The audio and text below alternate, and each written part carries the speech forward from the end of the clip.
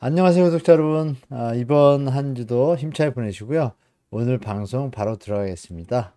일단 첫 번째는요, 하느니 금리 인하에 대해서 조금 지연된 것 같습니다. 분위기가. 이건 좀 정리해 드리고요. 인상은 제한적이라는 표현 썼는데 그 뜻이 깊습니다. 그 경제 성장률이 요즘 호조라는 보도가 좀 많이 나왔는데요. 내수가 부진이라는 것이 이제 조금 상충을 하고 있어서 이 부분 같이 또 보고요. 세 번째는 여전히 매물은 많고요. 그 거래량이 다시 5월 달에 들어서면서 감소 분위기로 살짝 가고 있습니다. 이 부분이 시장의 변화를 확실히 나타낼 건지 이거 한번 우리가 유심히 봐야겠습니다. 그 여러분들이 보시기에 또 이 거래량뿐이 아니라 청약 선적도 29개 현장이 지는데요. 그 결과가 그렇게 좋지 않습니다. 제가 볼 때. 그리고 서울은 고점 대비 2, 30% 하락된 거래들이 계속 이어지고 있습니다. 물론 회복하는 현장들도 있는데 단지도 수도권도 마찬가지입니다. 그래서 시장에 대해서 너무 조급해하지 말고 천천히 가셔도 전혀 문제 없다라고 다시 한번 말씀드리고요. 자, 이창현 총재가 이 엊그제 이제 23일 날 간담회를 했어요. 기자들하고 했는데 이렇게 얘기가 나왔습니다. 금리 인하를 이거 중요한 표현이에요. 금리 인하를 고려하는 것은 데이터를 보면서 물가가 예상 수준으로 가는지를 보고 하겠다는 것 이렇게 표현하고요. 하반기에는 무조건 인하하겠다는 것은 아니다라고 확실히 얘기를 합니다. 기자들이 막 물어보니까 하반기 인하 기대가 있는데 미국이 뭐 내려도 여러 가지 기자들 질문이 있었겠죠. 그에 대해서 기대는 있는데 시점은 불확실하다. 그리고 여기 보면 데이터를 보면서 하겠다. 요 말이 이제 또 따라합니다. 파월을. 중요한 것은 이겁니다. 추가 기준금리 인상 가능성은 제한적이다. 없다라는 얘기를 안 해요. 그럼 인상 가능성은 뭐예요? 미국이 올리면 따라 올린다라는 여지가 있다라는 것을 얘기한 겁니다. 쉽게 우리가 하반기에 뭐 무조건 인하, 물론 기대감은 있어요. 있는데, 미국이나 우리나 똑같이 결론 뭐예요? 데이터를 보고 결정하겠다. 그리고 아쉽게 이 대한민국뿐이 아니라 미국도 어마어마한 돈이 풀렸기 때문에 인플레이션이 확실하게 잡히기 전까지는 쉽게 이렇게 금리 인하기 어렵습니다. 그래서 부분이 또 바이든 선거 때문에 조금 얘기는 많이 나오는데 여러 은행장들이 연준은행장들이 다른 얘기를 하니까요. 우리가 다시 봐야겠죠. 다음은 경제 성장률 내용인데요. 보시는 바와 같이 좋아지는 뉴스가 많이 나왔습니다. 실제로 반도체하고 자동차들이 이제 수출이 좋아졌어요. 좋아졌기 때문에 그래서 이렇게 다 같이 기관들이 이제 상향을 합니다. 전망치를. 근데 여러분들이 아시게 경제 성장률에는 속보치, 잠정치, 확정치라는 게 있습니다. 속보치는 지금의 이제 1분기에 대한 어떤 흐름을 보고서 일단 어바웃으로 정하는 이제 예측을 하는 것이고요. 그다음에 잠정치는 어느 정도 수치들이 나오는 걸 보고 잠정해서 말하는 거. 확정치는 이제 끝나고 나서 그러니까 이제 속보치래서 보통 이제 전문가들이 얘기할 때 속보치하고 잠정치하고는 약간의 편차가 있다라고 하니까 좀 더 지켜봐야겠습니다. 중요한 것은 이제 소비에서요. 서비스 재화 합치면 플러스는 나왔는데 재화 소비가 감소했습니다. 그럼 뭐냐면 이게 일간에 이런 보도 해석이 있었어요. 날씨가 참 낮에 좋았잖아요. 그러니까 오랜만에 이제 가족들이 많이 외출 가고 이런 부분들이 서비스 이 소비를 좀 증가시킨 것 같아요. 그러나 반면에 재화 소비가 감소했다는 건 우리가 좀 생각해 볼 필요가 있다는 얘기를 말씀드릴게요. 이거는 이제 가처분 소득의 감소로 이어지니까 뭐 이런 부분 같이 보시고 반도체와 자동차 제시는 0.4%라는 분석이 나왔습니다. 1분기가. 그래서 반도체 자동차가 계속 호황을 보여줘야 이게 유지가 된다 이렇게 보시면 되고요. 약간 뭐 흔들림이 있다 그러면 또 좀 경제 성장률이 약간 낮아질 겁니다. 여기서 이제 보실 거는 이제 민간 정부 소비 건설 투자 설비 투자 이렇게 네 분야가 있잖아요. 있는데 보시면 이 2023년 1분기에 그전에는 계속 좀 내려오다가 이제 좀 약간 회복의 기미는 분명히 있습니다. 이렇게 있는데 이 마이너스 0.8 설비 투자는 아직도 이제 건설 쪽이죠. 건설 투자는 이런데 설비 투자가 지금 받쳐주질 못해주고 있어요. 그래서 좀 올랐습니다. 여기 작년 4분기에 이어서 물론 이때 우리가 설날도 있잖아요. 그런 것도 명절도 있었기 때문에 조금 더 지켜봐야 될 것 같습니다. 그렇게 보고 자 다음은 이런 보고들에 대해서 KDI가요, 보고서를 냈습니다. 보고서를 냈는데, 그 내용이 뭐냐면, 금리가 이제 말씀드린 대로 지금 하느니 포지션이 조금, 바로 안 내리겠다고 얘기하잖아요. 그런 얘기는 뭘까요? 그러면 유지가 된다 볼 수도 있잖아요. 여러 가지 경우가 있지만, 내리면 0.에서 0.75고, 그대로 유지할 수도 있고, 인상은 제한적이지만 가능도 하다는 시나리오를 얘기했잖아요. 미국도 마찬가지고. 그 근거를 가지고 KDI에서 5월 초에 이 보고서를 냈는데, 그 내용의 요점은 이렇습니다. 수출 경기와 내수 경기가 지금 보시면 그림이 좀 상당히 좀 대조적이죠. 내수가 쉽게 못 살아나고 있어요, 지금. 이 부분을 이제 지적하면서 한국은행 기준금리가 이렇게 쭉 이어질 경우에는 이렇게 소비에 어떤 미친 영향을 수출 증가와 금리가 유지되는 걸 볼 때 이렇게 보시면 금리가 더 영향이 큽니다. 그래서 금리가 인하의 폭이 적거나 계속 유지가 된다고 할 때 우리의 경제는 약간은 둔화 또 침체 국면에서 이어질 수 있다, 이 얘기입니다. 그래서 최근 수출 회복에도 불구하고 고금리 정책으로 인해 내수 회복이 제약되고 있는 현재 상황이죠. 인플레이션 안정을 위한 정상적인 그리고 불가피한 통화 정책의 결과다. 이 얘기는 뭐냐면 여러분들이 생각하실 게 우리 부동산 시장의 한정에서 보면요. 기존에 영끌하시거나 좀 버티고 있는 분들이 기대하던 시간이 너무 길어지잖아요. 그러면 이 부분이 또 시장에 좀 하방 요인으로도 작용할 수 있습니다. 금리가 인하되는 것이 상방 요인이잖아요. 물론 여기 소득까지 증가해야 되는데 소득도 그렇게 지금 증가하는 추세는 아닌 것 같고요. 양극화가 좀 심합니다. 제가 볼 때. 이런 시장 속에서 이런 영향은 또 대출의 스트레스 DSR 시작된다고 그랬잖아요. 그 대출 금액이 쉽게 못 늘어나거든요. 그럼 부동산 시장이 상승을 이어가기는 힘듭니다. 신생아론 때문에 지금 유지되고 있는데, 자, 그러면 다음은 이제 이 보시는 바와 같이 현재 거래량의 어떤 분위기 속에서 분석을 한번 해볼게요. 보시면 여러분 이때 몇 번 보여드렸으니까요. 이번에 이제 막대로 보여드리겠습니다. 보시면 5월달 전국 거래량이 4월달에 비해서 지금 못 미칠 것 같습니다. 그리고 평균선인 5만 선을 가야 되는데 그걸 쫓아가지 못할 것 같아요. 3만 선, 4만 선도 아직 찍지 못할 것 같습니다. 그래서 이 부분이 힘이 약하다, 예전보다. 확실히 이때보다 우리가 이 시절보다도 지금 볼륨이 큰데도 불구하고 거래량이 작다는 거는 펀더멘탈이 약해졌다는 얘기입니다. 이게 어디로 갈지는 저는 하향 조정이 불가피하다고 보고 있습니다. 이 평균선하고 좀 거리가 멉니다. 서울을 보겠습니다. 서울도 이렇게 보시면 막대로 보면 확연하죠. 이때 시장의 모습과 지금 시장의 모습은 차이가 많습니다, 여러분. 그죠? 여러분 보시기에도 지금 치고 다시 올라왔는데 5월 달에 4월, 3월이 이제 며칠 안 남았잖아요. 4월 달 거래량은 이제 2, 3일 지나면 끝인데요. 거래량이 어때요? 4,200 될 것 같아요. 제가 볼 때. 물론 취소분하면 4,100 될 것 같습니다. 오랜만에 4,000건을 넘어섰습니다. 근데 이것이 이제 5월하고 6월까지 이어져야 되는데 여러 번 말씀드렸지만 신생아론 때문에 9억 이하의 수요는 분명히 있습니다. 있는데 그분들조차도 주택 가격이 다시 회복하면서 어느 수준까지 가니까 또다시 약간 부담을 느끼는 현상이 나타나서 그런지 거래량이 이렇게 다시 감소하는 모습을 보이고 있어요. 지금 서울 같은 경우에 1,500건 됐거든요. 그러면 한 달 동안 더 신고를 해야 되는데 그거를 유추해 보면은 제가 볼 때 이것이 쉽게 3, 4천을 이어가지 못하고 3천 중반대 다시 꺾이는 거죠. 쉽게 말하면 그림이 추정치입니다. 추정치로 보니까 꺾인다는 얘기는 이게 6월 정도 되면 다시 시장에 다시 어떤 변곡점이 또 온다라고 예전에도 말씀드렸고, 이런 시장이 펼쳐질 가능성이 좀 높아 보여요. 5월달 뭐 마저 봐야겠지만 중간에 특별한 변수가 없는 한 제가 볼 때 6월 들어서면서 약간 변화의 조짐이 있다라고 좀 보고 있습니다.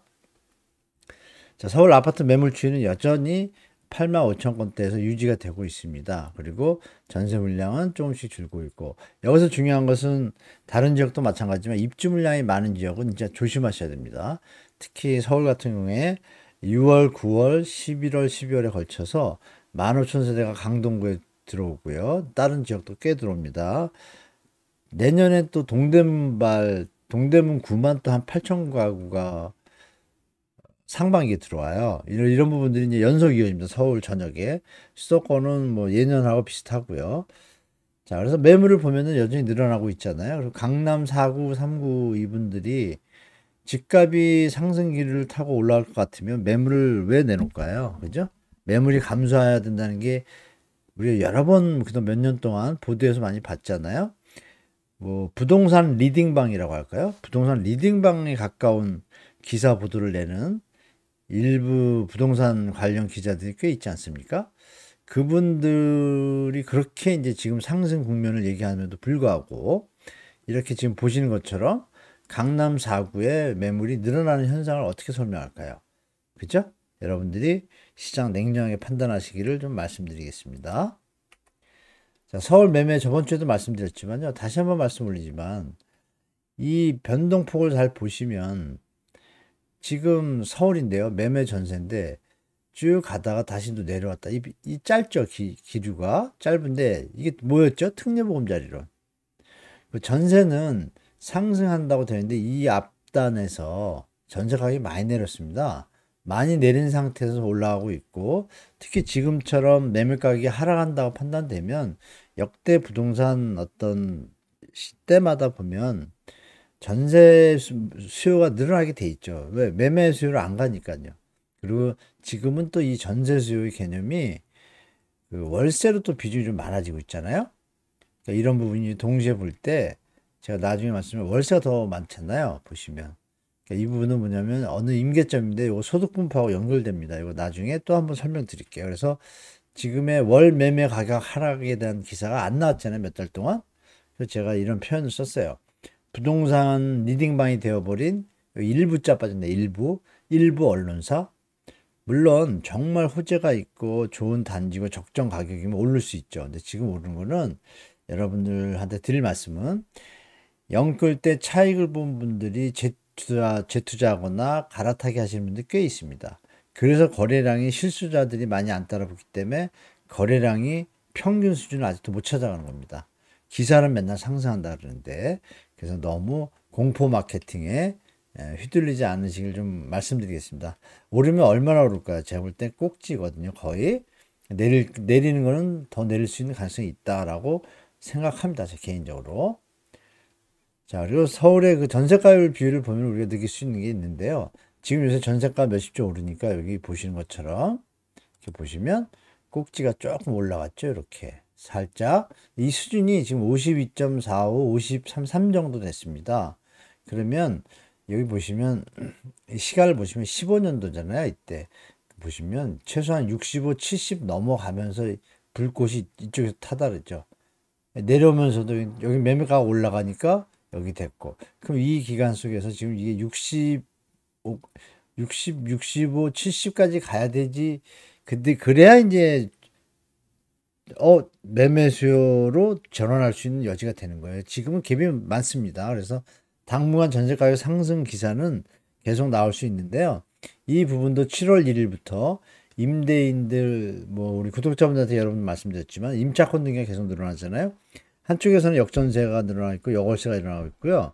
한쪽에서는 전세 가격이 예전에 많이 빠진 데서 올라가고 있습니다.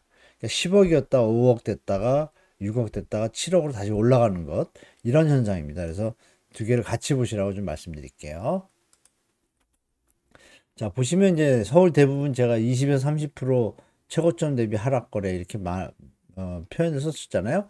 실제로 보시면 이게 이제 아실의 자료를 제가 조금씩 잘라온 건데요. 이 보시면 몇 프로가 24%, 29%, 22%, 고점 대비 이건 12% 서초구입니다. 그러면 지금 이 추세가 계속 현재도 이어지고 있는 거예요. 4월 말, 5월 초, 5월 13일, 5월 7일. 또 도공렉스를 쭉 보시면 강남구입니다. 이거는 21%, 30%, 17%, 20%. 이 부분이 현대아파트 뭐 신고가 쳤다 그러는데 5월 4일 날 17% 하락한 거 거래가 됐어요. 이거 어떻게 설명할까요? 그래서 여러분들 보도에 팩트를 잘 체크하시라고 좀 다시 한번 말씀드릴게요. 여기 보시면 동대문인데요. 마포도 비슷합니다. 여기 뭐 27%, 뭐 36%인데 이게 26%, 30% 이렇고 동대문구도 제가 봤어요. 31%, 26% 대단지거든요. 비교적 신축에 가까운 단지들인데요. 보시면 최고점 대비 다 26%, 30%. 그러니까 그 말씀드린 것처럼 이미 20, 30% 정도는 다 빠져 있습니다. 이거를 보도를 잘 안 쓰죠. 이 부분에서 우리 구독자분들은 절대 휘둘리지 마시고 조급해 하실 필요 없다고 저는 보고 있습니다. 조금 더 한 번 더 조정이 분명히 있을 거다라고 저는 보고 있습니다. 그래서 제가 생각할 때 이제 전망하는 건 이렇습니다. 5월, 6월까지 강세장이 될 수 있다. 저도 인정합니다. 왜냐하면 특례보금자리론이 있잖아요. 그러니까 여러분들 볼 때 특례보금자리론, 신생아론의 어떤 효과를 돈 계산하면 여러 번 말씀드렸지만 6월까지 갈 수 있어요. 잘하면 7월 쪽까지도. 그런데 지금 그 신생아론을 활용해서 지금 정부가 오죽하면 그 소득 그 한도도 1억 2천까지였는데 이걸 2억으로 풀어줬습니다. 연소득이. 연소득이 2억인데 이 대출해 준다? 전세 사기 피해자는 방치하고 이번 정부의 색깔입니다. 조금 균형 감각이 좀 떨어지죠. 이런 부분 많이 아쉽습니다. 최근에 그 박상우 교통부 장관이 뭐 젊은이들이 덜렁덜렁 이런 표현을 썼는데 정말 그분은 사고방식에 좀 문제가 있는 것 같습니다. 제가 볼 때 국토부 리딩방의 선두주자가 되려고 그러는 건지 모르겠지만 그 말 한마디가 얼마나 우리 국민들한테 스트레스를 주는지를 다시 한번 제고해 주셨으면 합니다. 사과를 했으면 좋겠어요. 젊은이들한테. 어디 감히 젊은이들한테 그런 나라가 전세 대출로 인해 가지고 전세 사기가 발판이 됐는데 나라가 직무를 유기를 했다고 전 봐요. 그래서 그 부분이 정말 많이 좀 마음이 안 좋더라고요. 여러분. 여하튼 5월 거래량이 좀 감소하고 있습니다. 현재 그들만의 리그라는 표현을 썼는데요. 말씀드린 것처럼 신생아는 잘 안 팔리니까 왜 안 팔리죠? 집값이 비싼데도 1.6%, 3%에 받아도 나중에 5년 뒤에는 정상금리로 돌아가거든요. 일시적인 거예요. 그러니까 이분들도 부담이 되는 분들은 못 들어오는 거죠. 6월, 만약에 5월이 지금 감소 분위기가 보이는데 6월도 생각보다 빠르죠, 여러분. 제가 4월, 6월까지 갈 거다. 6월 이후에 조금 변동이 있을 거라는데 5월에 만약에 감소를 뜨면 이제 5월 한 달 벌써 갔습니다.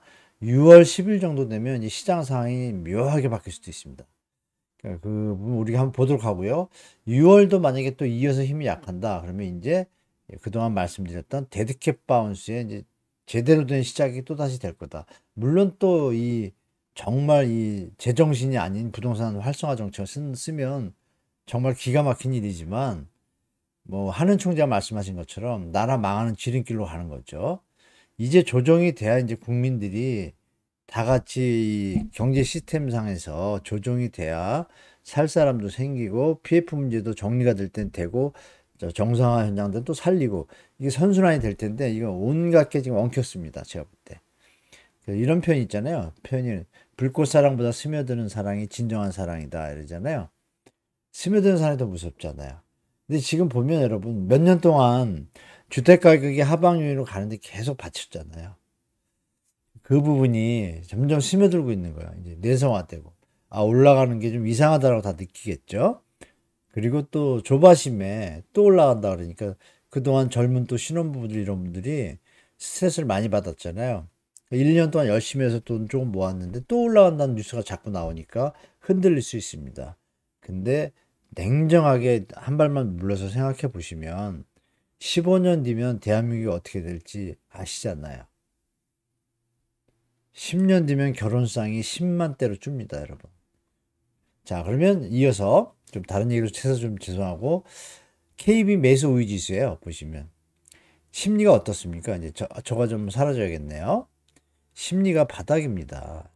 이거는 이제 100 정도가 돼야 심리 지수가 여기 100 정도 100은 돼야 되는데 제가 한 발 양보해서 80 정도만 돼도 상승 기류가 있다라고 제가 인정을 해요. 근데 지금은 어떤가요, 여러분? 이 동네에서 놀아요. 3, 40에서. 심하면 이 대구, 광주 이쪽은 지금 10대 이하로까지 13도 있고 10 이하로 9도 나왔습니다. 이게 뭐냐면 100명 중에 100명이 팔고 100명이 사면 100이에요. 수치가 비슷할 때. 그런데 10이란 얘기는 뭘까요? 100명이 파는데 10명이 사러 간 거예요. 집이 90개가 남아요. 그럼 가격은 조정되는 게 정상이죠. 그렇죠? 저는 조정이 될 거라고 보고 있습니다. 이렇게 올려가려고 애를 쓰고 있지만 여러분들 아시는 것처럼 지금 주택 가격이 정상적인 가격이 아니잖아요. 뭐 일설에서 뭐 건축비 올라서 뭐 얘기하는데 건축비 포션은 지금 분양가 지금 많이 올랐잖아요. 건축비 포션이 10% 올랐으면 분양가는 지금 20, 30% 올랐어요. 이게 좀 문제가 있다고 봐요. 그래서 제가 볼 땐 좀 분양도 결론이 어떻게 됐냐면 분양 성적이 나왔잖아요. 어떻게 나왔어요? 29개 현장이요. 4월, 5월에 전국에서 분양한 현장이 29개 현장이에요. 29개 현장인데 제가 조사를 다 했는데 이거 따로 이제 올려드릴게요. 대전, 광주는 심각합니다. 거의 뭐 7, 80% 이상이 미달이고 전국의 29개 현장이 수도권도 마찬가지고요. 수도권은 50에서 70%가 미달입니다. 그러면 이제 현재 그 줍줍 무순위 현장도 꽤 많아요. 서울에. 아직까지 다 동작구 아시죠? 동작구에 있었던 상도동에서 했던 73대 1 현장. 거기 아직도 다 안 팔렸습니다. 이런 부분을 여러분들이 보도에서는 많이 안 다뤄요. 좋은 기자분들이 가끔 다뤄주시는데 우리 시청자분들한테 참 안타까운 건 지상파나 일부 언론들이 이런 부분을 자꾸 조명을 잘 안 하는 거. 정말 나쁜 거죠. 공정하고 정직해야 되는데 그 부분을 여러분들이 그나마 제 유튜브를 통해서 보시는데 물론 그것 때문에 언론의 힘에 휘둘려서 시장이 약간의 변동성을 더 가질 수는 있지만 결론은 균형을 찾아가게 돼 있잖아요. 자연의 법칙이. 저는 이제 그때가 거의 다 왔다라고 말씀드릴게요. 제 개인적인 생각입니다. 그래서 우리 구독자 여러분들은 제가 드리고 싶은 말씀은 이 가을 되면서 아마 시장이 이제 요번에 꺾이기 시작하면요. 이제는 이제 대세가 될 거라고 봐요. 개인적으로. 왜냐면 입주 물량이 적다는 건 3년 뒤 얘기인데 내년도 입주 물량이 꽤 있거든요. 많거든요. 서울은 6만 채가 넘어요. 서울발 약간의 어떤 변화가 전국으로 더 지방은 이제서야 뭐 전국에 올랐다고 얘기하는데 실제로 들여다보면 그렇지 않거든요. 팩트. 그래서 제가 드릴 말씀은 조금 더 여유 있게 마음을 잡으셔도 크게 문제 없다. 그리고 미국이 만약에 금리 인하할 수도 있지만요. 인상하는 시나리오로 들어가면 어떻게 되겠어요? 정말 시장 어떻게 될지 모릅니다. 그래서 이왕이면 파도가 많이 치니까 여러분 좀 지켜보시면서 좀 능력이 되시고 결혼을 꼭 하셔야 되거나 아기들 집 문제로 가셔야 될 분들은 발품 파시면 아까 말씀드린 것처럼 20, 30% 예전보다 하락한 것들이 꽤 있습니다. 그런 것들 잘 챙기셔가지고 시장에 접근하시면 될 것 같습니다. 그리고 이상입니다. 이렇게 마치고 다음 한 주도 행복하시고요.